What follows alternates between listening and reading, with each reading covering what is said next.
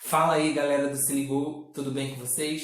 Então, hoje nós vamos estar dando prosseguimento às nossas aulas de biologia aqui do canal. Então, hoje nós vamos falar sobre os 5 reinos. Nessa aula nós vamos falar quais são os reinos existentes, quais são as suas principais características, quais são os indivíduos principais que existem nesses reinos, quais são talvez os principais grupos, ok? Então vamos começar. Vamos primeiro relembrar o que é reino.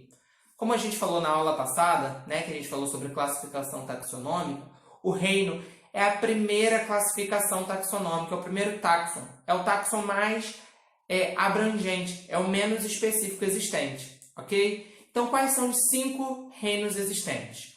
Monera, Protista, Fungi, Plantae e Animalia. Vamos falar do primeiro, reino Monera. Quem vai fazer parte do reino Monera?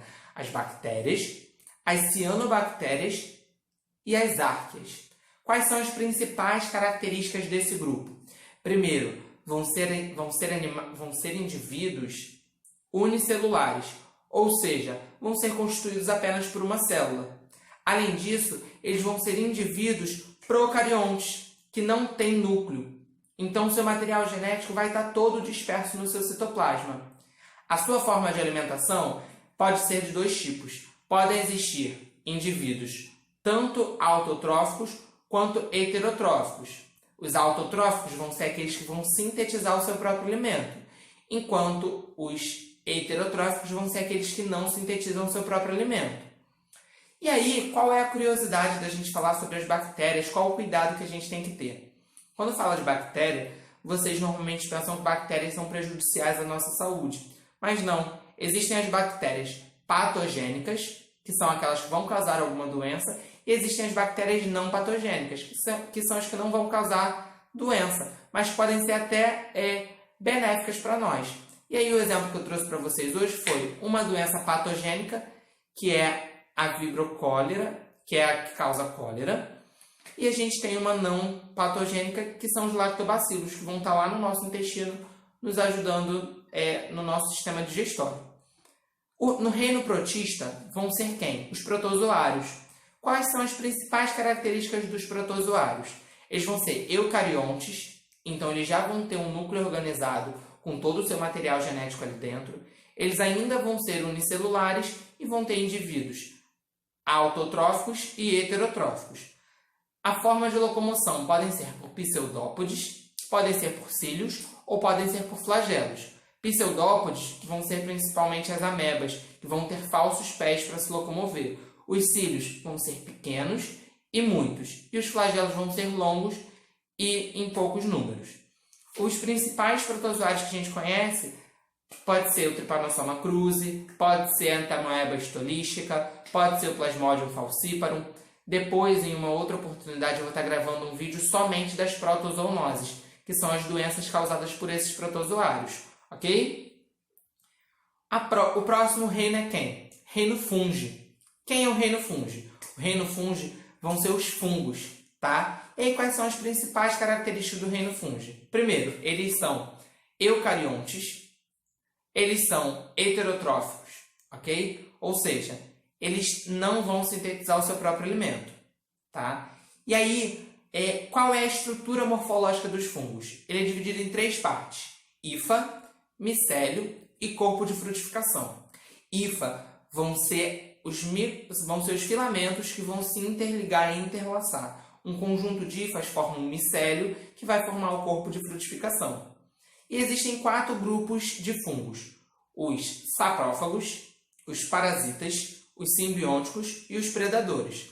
Os saprófagos vão ser os bolores, por exemplo, o bolor negro, que dá no pão, ok? E aí a gente tem que tomar aquele cuidado, gente. Se um pão já está com bolor, significa que todo o pacote está contaminado. Então não adianta você tirar só aquela fatia ou só o pedaço contaminado, ok? Os parasitas vão ser aqueles que vão se penetrar e vão retirar os nutrientes daquele ser vivo que ele tiver grudado. Um exemplo é a micose, que dá lá no pé, por exemplo.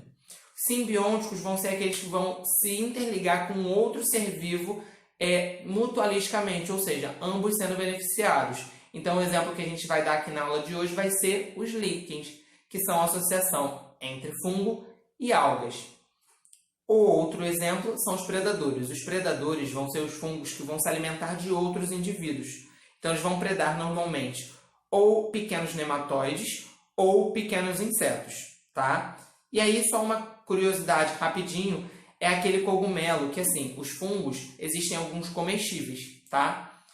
Por exemplo, no Mario a gente tem aquele cogumelo vermelhinho e branco, que é o Amantita muscaria.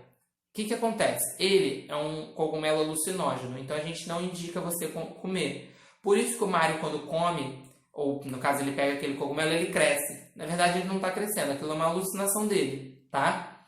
Então vamos continuar. Reino plantae, são todos os vegetais existentes. As características do reino vegetal é o quê? Eles serem pluricelulares, eucariontes e autotróficos, ou seja, eles vão sintetizar o seu próprio alimento. E aí ele é dividido também em 4 grupos, que são as briófitas, pteridófitas, gimnospermas e angiospermas. As briófitas vão ser os seres mais primitivos. Eles vão ser avasculares, dependendo totalmente da água, porque eles não têm vasos circulatórios, tá? E o principal exemplo que a gente tem deles são os musgos. As pteridófitas vão ser o primeiro grupo vascularizados, com vasos condutores, e eles vão ter uma estrutura que só eles possuem, que são os soros, que servem para a sua reprodução. O principal exemplo de pteridófita são as samambaias, tá? As gimnospermas são vegetais superiores. Eles vão ser vegetais que já vão apresentar caule, vai ter fruto e vai ter semente, tá? Mas eles não vão ter flor. E esse fruto normalmente vai ser fruto seco, tá? E o principal exemplo são os pinheiros. E por fim, o vegetal mais completo, que são as angiospermas, que vão ser quem? Vão ser os vegetais superiores completos, vão ter flor, fruto e semente, ok? Um exemplo que eu dei é a mangueira, mas qualquer exemplo que tiver flor, fruto e semente pode ser considerado uma angiosperma, tá? E aí, por fim, a gente vai estar falando sobre o reino animalia, que são os animais, tá? Qual é a principal característica? Eles são pluricelulares, eucariontes e heterotróficos. Eles vão englobar todos os animais existentes, desde os invertebrados até os vertebrados, ok? Como é um assunto mais vasto, posteriormente a gente vai estar fazendo um vídeo somente sobre isso, ok? Então eu espero que esse resumo tenha ficado bem claro e sucinto, espero que vocês tenham conseguido entender tudo. Se ligou?